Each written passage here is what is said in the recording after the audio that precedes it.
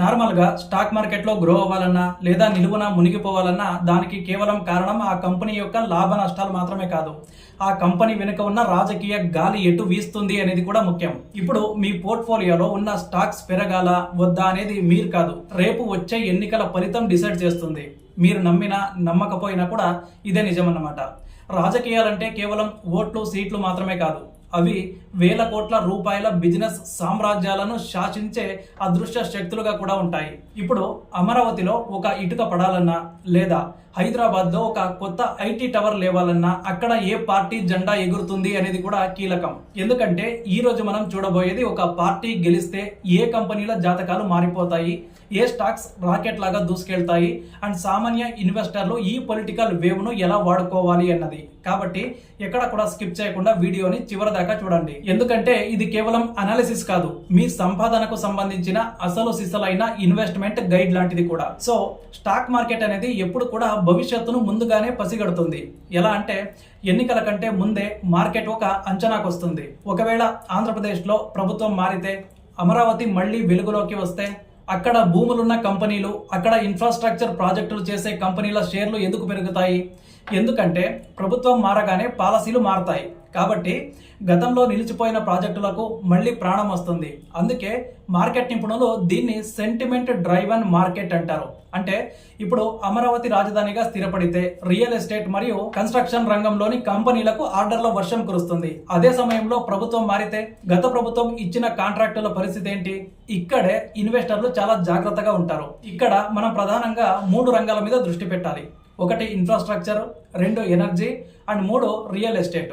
అమరావతి ప్రాంతంలో భూములు లేదా ప్రాజెక్టులు ఉన్న ఎన్సీసీ, జిఎంఆర్ వంటి కంపెనీలు రాజకీయ మార్పులకు చాలా సున్నితంగా స్పందిస్తాయి. మీరు గమనిస్తే ఎన్నికల ఫలితాల రోజున ఈ కంపెనీల షేర్లు 10 నుండి 20% వరకు పెరగడం లేదా పడిపోవడం జరుగుతుంది. అండ్ అలాగే ఎనర్జీ రంగం విషయానికి వస్తే ఏ పార్టీ అధికారంలో ఉంటే ఆ పార్టీకి అనుకూలమైన పారిశ్రామికవేత్తల కంపెనీలకు ప్రాధాన్యత దక్కుతుంది అనేది బహిరంగ రహస్యం అన్నమాట.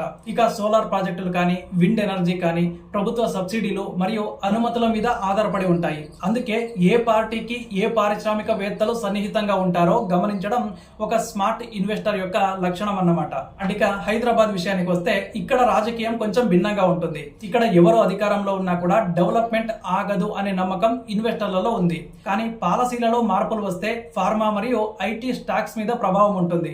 ఉదాహరణకు కొత్త ప్రభుత్వం ఫార్మా సిటీని వేరే చోటకి మార్చాలని చూసినా లేదా రియల్ ఎస్టేట్ నిబంధనలు కఠినతరం చేసిన ఆ రంగంలోని కంపెనీల షేర్లు ఒత్తిడికి లోనవుతాయి. రాజకీయ స్థిరత్వం ఉన్న చోట మార్కెట్ ఎప్పుడు కూడా పాజిటివ్ గానే ఉంటుంది. ఒకవేళ హంగ్ వచ్చే అవకాశం ఉందంటే మాత్రం మార్కెట్ కుప్పకూలిపోతుంది. ఎందుకంటే ఇన్వెస్టర్లకు అస్థిరత అంటే అస్సలు నచ్చదు. అండ్ చాలా మందికి తెలియని ఇంకో కోణం ఏంటంటే పొలిటికల్ ప్రాక్సీ స్టాక్స్. అంటే కొన్ని కంపెనీలు నేరుగా రాజకీయాల్లో ఉండవు, కానీ ఆ పార్టీ కీలక నేతలకు ఆ కంపెనీలో వాటాలు ఉండొచ్చు లేదా ఆ కంపెనీల యజమానులు పార్టీలకు పెద్ద ఎత్తున ఫండింగ్ కూడా ఇస్తూ ఉండొచ్చు. సో ఇలాంటి కంపెనీల షేర్లు బయటకి రావు, కానీ లోపల జరిగే బిజినెస్ అంతా ప్రభుత్వ అండదండలతోనే సాగుతూ ఉంటుంది. ఎన్నికల సమయంలో ఇలాంటి స్టాక్స్ మీద ఒక కన్నేసి ఉంచాలి. అయితే ఇది చాలా రిస్క్ తో కూడుకున్న పని. ఎందుకంటే ఒకవేళ ఆ పార్టీ ఓడిపోతే ఆ కంపెనీకి వచ్చే ఇబ్బందులు అన్ని ఇన్ని కావు. సో అందుకే కేవలం రాజకీయ అంచనాలతోనే కాకుండా ఆ కంపెనీ ఫండమెంటల్స్ ఎలా ఉన్నాయో కూడా చూడాలి. ప్రస్తుత పరిస్థితుల్లో అమరావతికి కేంద్ర ప్రభుత్వం నుండి మద్దతు లభిస్తుండడం అండ్ భారీగా నిధులు కూడా కేటాయిస్తుండడంతో అక్కడ మౌలిక సదుపాయాల కల్పన వేగవంతం కానుంది. ఇది ఆంధ్రాకు సంబంధించిన ఇన్ఫ్రా కంపెనీలకు పెద్ద ప్లస్ పాయింట్. అండ్ అలాగే తెలంగాణలో కూడా కొత్త ఇండస్ట్రియల్ పాలసీలు, గ్రీన్ ఎనర్జీకి ఇస్తున్న ప్రాధాన్యత వల్ల సంబంధిత స్టాక్స్ మంచి లాభాల్లో ఉంటాయి. రాజకీయాలనేవి మార్కెట్ కు ఇంధనం లాంటివి. అది సరైన దిశలో ఉంటే మార్కెట్ దూసుకుపోతుంది, లేదు అంటే ప్రమాదం తప్పదు. సో ఒక సామాన్య ఇన్వెస్టర్ గా మీరు చేయాల్సింది ఏంటి అంటే రాజకీయ వార్తలను కేవలం ఓట్లుగా చూడకుండా ఆ వార్త ఏ కంపెనీ లాభాన్ని పెంచుతుంది, ఏ రంగం మీద దెబ్బ కొడుతుంది అని కూడా విశ్లేషించుకోవడం. గుర్తుంచుకోండి, రాజకీయం మారిన ప్రతిసారి కూడా సంపద సృష్టించబడదు, కేవలం ఒకరి చేతి నుండి మరొకరి చేతికి మారుతూ ఉంటుంది. సో ఆ మారే క్రమంలో మీరు సరైన స్టాక్ లో ఉంటే మీరు లాభపడతారు. కాబట్టి ఎన్నికల ఫలితాలను కేవలం టీవీలో చూసి సంబరపడటమో లేక బాధపడటమో కాకుండా మీ డీమ్యాట్ అకౌంట్ లో ఆ ప్రభావం ఎలా ఉండబోతోందో ముందుగానే ప్లాన్ చేసుకోవాలి. రాజకీయ ప్రభావిత స్టాక్స్ లో పెట్టుబడి పెట్టాలి అనుకునే వాళ్ళు ఈ పొలిటికల్ పోర్ట్ఫోలియోను జాగ్రత్తగా నిర్మించుకోవాలి. సో ఈ రాజకీయ యుద్ధంలో గెలిచేది ఏ పార్టీ అయినా కావచ్చు, ఉండొచ్చు, కానీ ఇన్వెస్టర్గా గెలవాల్సింది మాత్రం మీరే. సో ఈ అనాలిసిస్ మీకు నచ్చితే మీ తోటి ఇన్వెస్టర్లకు షేర్ చేయండి.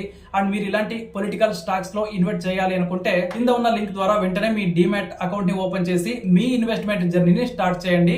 అండ్ మీ అభిప్రాయాలను కామెంట్ రూపంలో తెలియజేయండి.